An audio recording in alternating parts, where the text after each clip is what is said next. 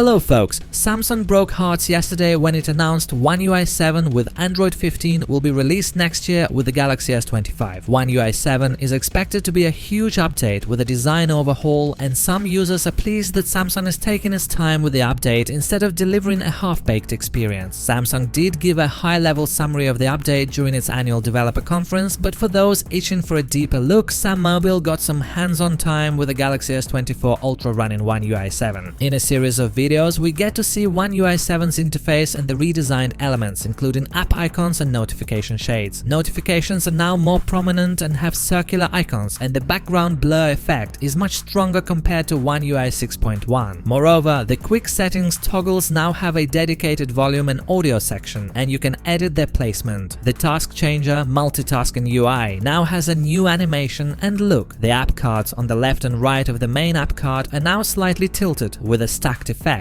for a three-dimensional look. Samsung has also updated the camera app to bring most of the controls to the bottom of the screen for easier one-handed access. As you can see in the video, the camera mode switcher, zoom controls, and the button to open camera settings, aspect ratio, exposure, flash, ISO, metering, motion photos, resolution and timer are all grouped together. The shortcut to the gallery and the front-rear camera switcher can be found beside the camera shutter button. The recent screen has also undergone a change and now resembles an enhanced version of the recent apps menu on iOS. That's mainly because it has the Close All button. The entire window of the app in the center is fully visible instead of being covered by the window of the app next to it. It basically combined the strengths of the recent apps menu on One UI and iOS. We also get to see the vertical app drawer, which was previously an option in the Home App Good Lock module. The app drawer now has a search bar at the bottom, making it easier to search apps and other things. The Settings app has also been slightly redesigned, as has been the battery indicator. Both changes had been hinted at by leaks. You can notice more fluid and smoother animations and transitions across One UI 7.0.